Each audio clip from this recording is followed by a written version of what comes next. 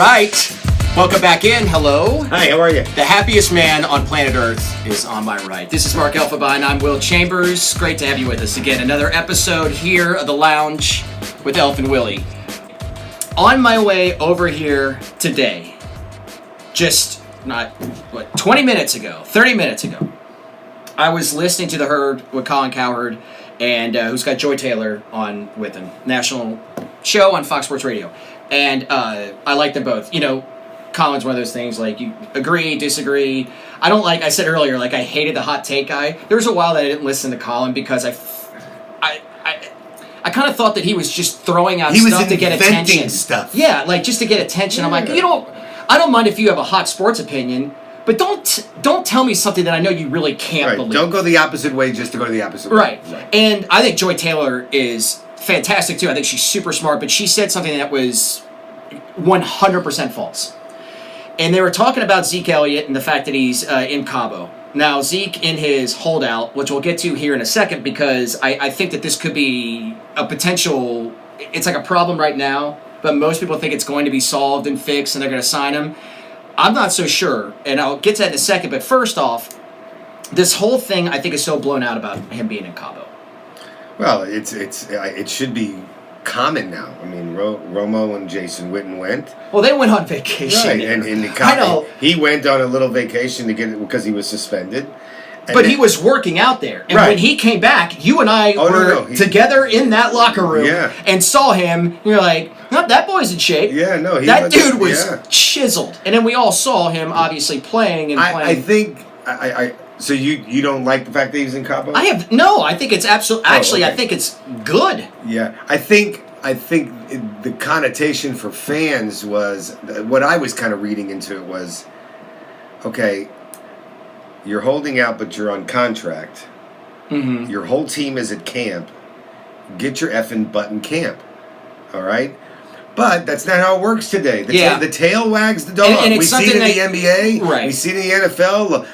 Le'Veon Bell did it last year. He sat out the whole year. Now you got Melvin Gordon doing it. He's probably going to get traded. I don't think Zeke Elliott wants to be traded. I think Zeke Elliott... he wants to be a Cowboy. He wants to be a Cowboy, but he's got somebody yelling in his ear telling him, just sit tight. Mm-hmm. Just sit tight. You got him by the balls right now. Jerry's stuck. He knows he can't win a Super Bowl unless you're there. He's saying he can get other running backs. They go and sign Albert Morris just to shove it in your face. Well, now, see, that's where I think that Zeke is in Cabo kind of laughing about it. He's got to be. He has to be. Of course. First off, Zeke is training in Cabo. And not that I want to hammer Joy here, because all I'm saying is I've heard this from other people too, that, well, he needs to be with the team because no matter what he's doing there and working out, he's not going to be in football shape. And anybody that says that has not actually been to an NFL training camp. Not that I've been to a ton. I've been to 2. The last 2 years I went there. Now, we're here at Frito Nation Studios with Mark Freeman. Frito, feel free to jump in. Elf, you've been over to training camps before. So let me know if I'm wrong here. And just going from what I have seen, that when you're at NFL training camp and you're an NFL team, you're not running gassers. They're not doing conditioning drills, okay? They're doing a walkthrough in the morning or in the afternoon, and it's flipped. And then, they're practicing. They're hitting and they're practicing hard, and they'll do some little things here. Like I remember last year they had the receivers were picking up bricks with their hands, maybe trying to get stronger hands, something like that. No. Sanjay Lal. They're not, they're not doing sprints. That's not what a training camp is. It's just learning the plays, knowing your playbook. Here's the craziest part. Well, right? anyway, let me finish. She just said, that you can't.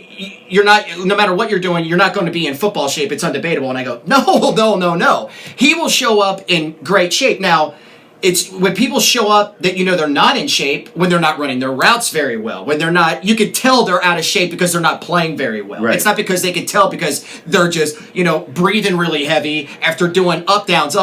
That's not how it works. It's not college or high school. Am I right or wrong? No, I'm with you. Because the thing is even if Zeke goes to camp, he's not playing. Right. He's not going to play it down. It shouldn't. He's not. And here's the other thing about being in shape. Back to your in shape thing. You think Alfred Morris is in shape? He's been doing nothing. Yeah. He's been doing nothing, and now they're putting him out there to play?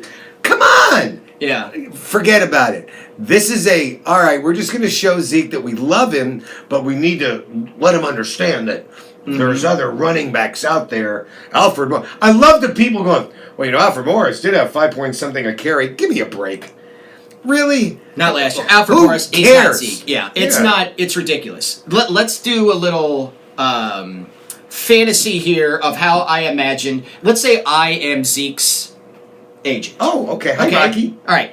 So, a couple of months ago, yes, we are having a meeting. We sit down and I say, Zeke, let's talk about your future here and what you want. I know you want, sure the conversation goes somewhere along the fact that he wants to be a Cowboy, but wants to get paid. And you look at it and say, well, right now, Zeke, this is the best scenario for you, is to hold out. And let me explain to you why. Next year, the Cowboys, full well, that it's the end of the contract with obviously the team option. So it's really 2 years left. Guess what the Cowboys are going to do next year in the draft? Oh, they're going to franchise him too. Well, in the draft, they're going to take a running back. Of course. Next year, the Cowboys, Zeke, are going to be better prepared for you to possibly not be there, to maybe hold out or that. They are not prepared for that to happen today. And they weren't, and they just signed Alfred Morris. Right. Who's, come on. He had an okay year last year. He's a used car with some tread on his tires. Yeah, come on. That's exactly what he is. And then you got, who's here? Mike Weber? Yeah, Tony Pollard. Pollard, yeah. So, the Cowboys, the discussion should be with them, like, if you do this now, you're really putting them behind the 8 ball in the running game. Also, let's talk about, you're like, well, there's a lot of people that are like, well, when you're under contract, you should live up to your contract. Rookies are forced to be under a 4-year contract with a 5th-year team option. Right. So that's what they have to sign. When the average lifespan career for an NFL player is 3.5 years. If Zeke holds out, for a running back especially, it goes, way down. Right. If you play and you play well for a while, you have a certain amount of a shelf life. You play out the entire 5 years and you get a contract. 4 or 5 years and 10 years. You think you're getting a big third contract? You get a new contract now, you might get a good third contract. Might be with another team, but you'll get that. And so it's the best thing for Zeke to do for himself right now is holding out. And Jerry could say all day long, you don't need a rushing title running back to win a Super Bowl. True, but the teams that are winning Super Bowls, I haven't seen any of them take a running back number 4 in the draft. They weren't built that way. Last team to win a Super Bowl with a rushing champion was? It could be Evan. Denver Broncos. Oh yeah, that's right. Davis. Terrell Davis. And so again, to Emmett Jerry's was the first. To Jerry's thing, you don't ever have a great running back to win the Super Bowl, but you better have a damn good running back to get you there. Well, that's fine for other teams. Right. Because the Cowboys, and Jerry knows this, right, are not winning a Super Bowl without Zeke. That's it, and I agree. Plain and simple, they are not. I agree 100%. And so I think Zeke could end up pulling an Emmitt Smith. I think he could. No, sit out a couple of games? Yeah. No, I agree. Because everybody can be like, well, he can't go anywhere else. He can't do anything. I was like, the Cowboys know that they have got a roster that has potential to win a Super Bowl this season. You may sit there at home and be like, man, the Cowboys aren't winning a Super Bowl, Will. You're full of shit. Whatever. Anything can happen, okay? The Eagles won it 2 years ago with Nick Foles. That's right. So, stop. But they are good enough on defense. Dak, I think, is going to have a good year. They have Everybody tell me he's looking really crisp. They have enough weapons to ride the wave. To beat anybody. Yeah, but with Zeke, they have enough weapons to blow through everybody. Yeah. I mean, look, they're right there. I think the Rams are the best team in the NFC. Okay? We all know how, bullish I am on the Bears. Huh? You like that, Chicago? That was nice. Did you see that? But, and then, everybody loves the Eagles. I don't love them as much as everybody else, but and I'm not trying to say like the Cowboys should be the favorites. The Cowboys, they should be up there among them as one of the teams Rams, that certainly Cowboys, be there. Saints, Eagles, Bears. I mean, you're like this. I mean, it's within 1 or 2 of each other, and then you have the others. You know, and that's really it. That's the NFC. You might have somebody sneak up. I mean, Seattle can do what they always do, and you go, how do they do it every year? Yeah. San Francisco might surprise a few people. There's like a couple teams in the NFL that I honestly have zero clue. I can't wrap my arms around them. Two of them that stick out to me are Jacksonville and Minnesota. Okay, that's actually, you know what, and I can see exactly where you're coming from. Because Minnesota is incredibly talented, but nobody believes in Cousins. Well, right, and you would have thought after the year they had 2 years ago, you bring in Kirk Cousins. Yeah, you would have thought that's kind of an upgrade from Case Keenum. I know Keenum had an awesome year, and it was a lot of Pat Shurmur deal, but Kirk Cousins, the numbers, all that stuff in Washington, and when you watch Kirk, our buddy Brady Tinker, I have to give him credit because he told me this like 3 years ago, and he's so right. Kirk Cousins does stuff in games, and if you watch them closely, you see it all the time now. It's like once you tell somebody something about something, you're like, I can't not see it now. Kirk Cousins does so many things during an NFL game to lose you a game. Oh God, it's unbelievable. the checks out, out of runs into pass plays, the decisions he makes. His numbers are totally fake as far as getting a team to win. But as you said, incredibly talented. Right. Dalvin Cook is back. I said I wasn't big on that because the whole running game and all that kind of stuff. Diggs and a hell of a tight end. Yeah, man. And then with Kyle Rudolph, and their defense is awesome. But I'm like, I just don't know. And Jacksonville's kind of the same way with that defense and Fournette, and now they got Foles. I don't know. And they have a ton of talent. They just never had the quarterback, and that's why Bortles is gone. And even though Foles, it seems like he's been on 19 different teams, he's just one of those guys. He just gets it done. And you go, it's like, how the hell did he do it again? He's Nick Foles. Let me ask you this. I may bring both of you in on this, Frito. Because I was thinking about this so hard, and I could not come up with one. Okay. We have seen backup quarterbacks that have taken teams to Super Bowls and win them. Nick Foles, obviously. Jeff Hostetler, probably leaving. Number 15. Somebody else out. Let's see. Who did it for Tampa Bay? Didn't somebody do it for Tampa Bay? No. Brad Johnson won it for Tampa Bay, but I don't think he was a backup. He was the guy. But we've seen a lot of quarterbacks. Rich Gannon with the Raiders, or was he starting the whole time? They didn't win the Super Bowl. Okay. Winning the Super Bowl. Yeah. Actually, didn't the Dolphins have one back in the 70s? Checking it out right now. See. Not Bob Greasy. Well, Greasy was... Earl Morrall was... He may have won one with Baltimore. He won with Baltimore. Okay, that's what it was. Roger Staubach, they consider him a backup quarterback. Well, yeah, but that's weird. Jim Plunkett. With his service, They called Jim Plunkett. They called Doug Williams. I'm going to say they, internet.com. Jeff Hostetler, Kurt Warner. Because Homeboy was supposed to start that year. That's right. The Kurt Warner year was what Trent Green went down. Trent Green, That's right. He got hurt. Yeah, okay. But they did have the entire year with Kurt Warner.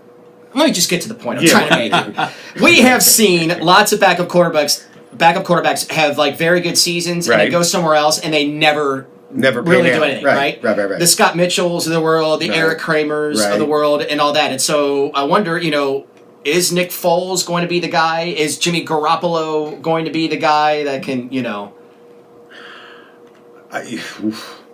Garoppolo, young guy. I just haven't seen enough of him. Yeah, I know. It's such a mystery. Nick Foles is at least proven to me he can get it done. He can get it done in big games, at home, on the road. He's a smart guy. Yeah. Doesn't make stupid plays. Doesn't lose you games. If anything, he wins you games. Yeah. And he's shown it. I mean, he wins you big games that you don't think he can get done. So I think for Jacksonville, it was a hell of a signing. I mean, it was a great signing. And I think it's something that they had to do. Well, because, it gave them a stabilizing force. Because where the quarterback sucks. It is what it is. Well, the quarterback's supposed to be the rudder that steers the ship. Yeah. And Bortles was the wobbling rudder. Right. I mean, Nick Foles goes in there and it's like, what? It's like this. Yeah. Okay. Mr. Fournette, here's the deal. I'm giving you the ball 20 times. Yeah. I'm not saying you're running at 20. You're touching at 20 minimum. Okay? Yeah, right. You're going to catch it if and that's what's going to happen. It's with the talent that both those teams I mentioned have on defense. Those are the ones I can't get. Let's get to these hot takes because that'll bring us into kind of talking about that. Because I said these that I don't know about those teams, but I get really surprised as to the hype on certain teams. Okay. Scorcher number 1. Sizzling. What in the world does the sports world see in the Pittsburgh Steelers? Okay. I personally don't see much left. I know everybody loves Mike Tomlin, though it looks like the team and the organization, it's kind of like, okay, we'll give you another year. Mm-hmm. You know what I mean? I like Tomlin, but Roethlisberger still gets it done, but I think he's dropped back a step or two. I think James Conner's a nice running back. I think Juju Schuster's a nice player. I think other than that, I mean, I know they have a decent offensive line. I think they're going to take a step back. I don't see them going to the playoffs at all. They're going to finish... Ooh, this is really hot. I almost don't want to do it, but you know what? Why not? No, they're going to finish at the bottom of the AFC North. Okay. The bottom. So Cincinnati's ahead of them? I know, and that's what I had a really hard time Yeah, with. you never... That's gonna well, I mean, look... No A.J. Green now? Well, no A.J. Green for the preseason... That's the latest I heard. I mean, that he was going to be ready for the opener. I know that could be subject to change. I mean, if I'm him... They still got some offensive talent. Tyler Boyd, Joe Mixon, I think, is really good.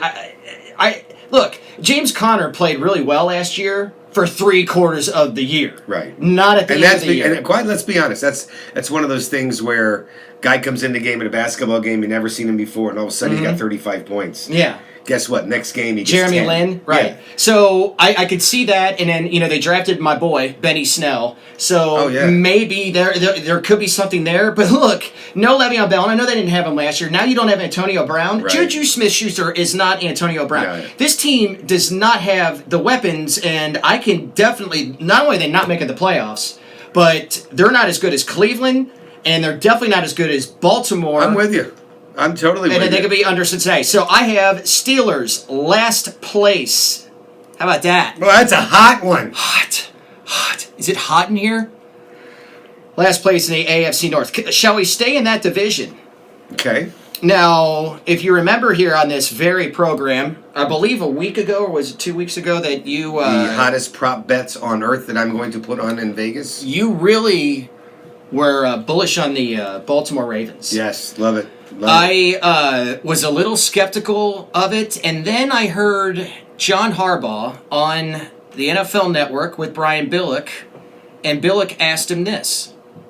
Everybody keeps focusing on the fact that, and we're seeing this kind of sea change possibly. You see a guy like Kyler Murray being drafted in Arizona, but obviously the talents that Lamar brings to the table and doing it in a way. Obviously, the biggest question has to be, people say, okay, well, what is that limit? What is that pitch count? Right. Obviously, anytime you expose your quarterback to the hits, he's got unique talents in that way. But you see a guy like Cam Newton, a max of 139 times in a given year.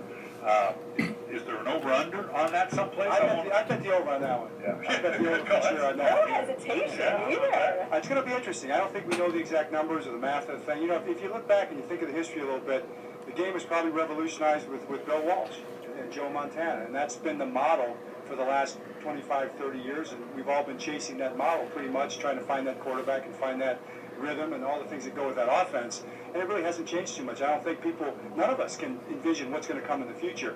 I don't know how many of the quarterbacks from the 60s or 70s would have been able to succeed. Not too many, probably. Marino, I'm sure, could have played in any era, but a lot of those guys wouldn't have been great in the West Coast offense era. Well, what's the next era going to be? Well, we're about to find out. We're about to find out what the limits are on that, and I think it's going to open up opportunities for quarterbacks, all across and in our league, and it's going to make it tough on defenses. So that's the idea. You cannot underscore this enough, Elf, that he just told... Coaches don't do this and tell you, if he's planning on any coach would be like, okay, if they're planning on running him a lot, like, well, it's going to be a part of our offense, going to do this and that. You're not going to tell the rest of the league, oh no, we're going to run with him a ton. In fact, gave you an over on the numbers, like over 140 times. That doesn't happen, okay? He is going to run Lamar Jackson like Justify. Because he's one of the most dangerous quarterbacks Absolutely. running the football, maybe since Kaepernick. And I think, so here's my thought on this.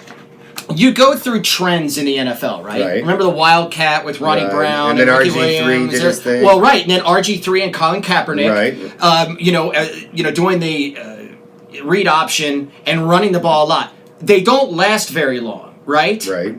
But that doesn't mean that Baltimore can't, run this dude into the ground, because he is more dynamic running the ball than Michael Vick was. Yeah. He is. Yeah. He's more. The Ravens, they could use that, and then it's going to be it could be very, very hard for them, for opposing teams to stop him. I'm going to call this right now, that they're going to catch lightning in a bottle by doing this. And because Lamar, despite the fact that he can't throw it accurately and be a prototypical quarterback, they're going to run him a lot, and they're going to be successful. They will make a run to the AFC title game. Oh, your Baltimore Ravens. The title game? Yes. How about that? I like them. Like I said, they're going to get a prop bet put on them. I think Mark Ingram can be that red zone guy. But knowing that he's kind of the inside guy, all Lamar Jackson has to do is fake it. Yeah. Keep it. Run. Go on the outside. He's in. I can't, once you watch him more, and I know people have because they saw highlights from him winning the Heisman. Well, they're worried that he like can't throw it very well. Okay, and trust me, that would be a worry for me. But I think that John Harbaugh, him telling you that they're going to run him a lot, is like, well, you know what? We got him cheap right now. Right. We can win right now while we're paying him next to nothing. So if he gets injured, well, we're using him the best way he could, and then you just start over with another quarterback. Instead of trying to go through the process of making him a passer while you've got this defense that can win now, and you've made some moves in the offseason and signed some players, you look at Baltimore and you're like, this team is ready to win pretty much right now, except for the fact that you've got a young, inexperienced quarterback that doesn't throw it prototypically well from the pocket. Put on your calendar. Baltimore, Cleveland, Baltimore. Oh man, it's going to be fun. Oh, Cleveland's defense is really good. Oh god, yeah. And trying to get a hold of Lamar Jackson, and Baltimore's defense is still pretty good. And Earl Thomas and Odell Beckham match. Oh my god. Oh, that's going to be fun. It's going to be delicious. I got two teams that have Hall of Fame quarterbacks that are not going to the playoffs. Aaron Rodgers is one. Boom. Okay. Two would be. Hold on, let me think. He was top 5 this year in the NFL.com, NFL Network, the Players' Choice for 100. Yep. Yeah. You know New what? Orleans Saints. Everybody's so huge on the Saints, and I get it because Breeze had a great year last year. I can see that. I can see that because I think we talked about this once before. The older quarterbacks have been unbelievable. I mean, Brady, Breeze, Rodgers. I'm missing a few, of course. Age is a different thing now with guys working out and supplements and all the things, and they keep themselves in better shape, and it's amazing. Brady just turned 42 today or something like that. But it's going to catch them. At some point. At some point it is. And I would think undefeated Breeze is father time. I would think Breeze is... You would think Rodgers more than Breeze because Breeze still has a lot of talent. But Rodgers isn't in a vision that they're ready to beat. Rodgers is younger. I mean, Rodgers is still, I think, at or near his peak. Right. The problem with the Packers, to me, even though their defense has gotten better and a little bit younger, is that what weapons? Yeah. Who's he throwing it to? And they're already having this rift, on how the offense is going to go. I could just see them stalling quite a bit with, LaFleur and Rodgers and how many weapons. I just could see them basically being where they are, despite the fact that he's still great. Rodgers isn't really a great system guy, and that's what LaFleur is, so it's going to be fascinating to watch that. He needs Donald Driver back. Boy, does he ever. Donald Driver. I almost went back and I couldn't think of it right off the top of my head, like one of the old Favre guys, wide receivers. But with the Saints, they had 2 huge departures. Their starting center is gone. Max Unger is gone, and then Mark Ingram is gone. And I know Kamara is a really good back for them, but I think that's going to be really big. Yeah, I don't. Michael Thomas is a great wide receiver. I think that the Saints actually, after 2 years of getting their hearts broken and now still being really pissed off about the whole deal with the non-call and the title game, they take a step back. I have them not going to the playoffs. You know what? I haven't done my official sock drawer predictions, which will be coming up before the season starts. Okay. But it's the New Orleans thing I've been sensing myself. The Green Bay thing I've also been sensing myself because I like your Bears. I like your Bears. I think the Bears are going to be right there. The Lions are an enigma because I can't. Because they've never won shit. Yeah, I just can't quite understand. They do bring in some talent, but it just never goes anywhere. And in the Saints division, You have New Orleans is here, and what is it? Atlanta, Carolina. Carolina, yeah. And Atlanta was ravaged by injuries last year. They got banged up. So, it's one of those like, well, they'll be healthier this year. I was like, yeah, but when you got guys that have, injury histories, those tend to come back up too. So there's no guarantee that you're going to be, you'd expect them to be a little healthier, but who knows? If they do stay healthy, very good roster. So they could come back. Carolina's got a good roster, although I am not a believer in any way with Cam. We all love HBO's Hard Knocks. Did you catch the Gruden speech? Oh, no. Hard Knocks has already started? No. It was a commercial, and it was like a preview commercial. And it shows Gruden talking to his team. And the camera's right on him, and he goes, all this about the NFL with dreams, and everybody's dreaming of making the playoffs, and everybody's dreaming of going to the Super Bowl. Dreams. You know what? I hate effing dreams. I'm a nightmare kind of guy. I want to be a nightmare. We're a nightmare kind of team. We want to be people's nightmares. We want to put them in their grave. It was fantastic.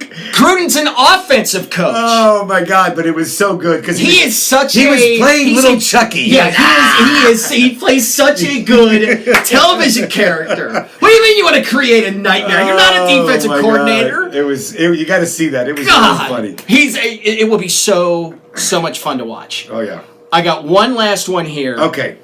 Again, not like being a hot take guy, so maybe I'm taking things a little bit too far, but I didn't want to be lame with it. Like, the Chiefs are going to be the last undefeated team.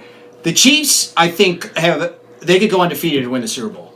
So I'm going to call it right now. I'm going to take it right now. I'm going to say Chiefs are your Super Bowl champion and go undefeated. Now, undefeated. The biggest thing, first off, you have Andy Reid with Tyreek Hill coming back and all that, and Mahomes.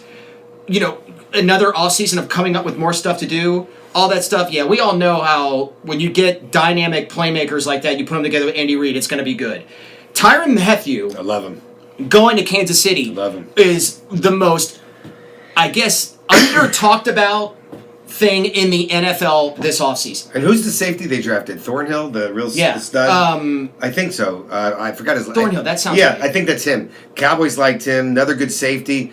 They lose D4. They bring Frank Clark in. Yeah. He fits in beautifully with the Kareem Hunts and Tyreek. Right, and I know that they got some sacks last year, but their biggest problem was in the middle back end of that defense. Right. And Tyrann Mathieu is a perfect spot for that. So I really, really like him right there. All right, fun stuff today. Oh, man, it's fantastic. Man, that went by fast. August! I still got goosebumps of just all the excitement for the stuff I talked about today. So if you get pulled over by a cop, tell him Will Chambers knows you. Right. That'll work in Anderson. Yeah. Actually, it's better if you tell him Frank Chambers. That's say my dad. Yeah, say Frank. They like my dad. Everybody likes my dad more than me. No doubt about that. Okay, the lounge with elfandwilly.com. Hit us up. We'll be back here next week with maybe not the sock drawer predictions. No, but we do have a football game tonight. First NFL One thing I promise tonight. you that we will not do is break down tape of a preseason. Not ever. Ever. But we will be talking football next week. See you then.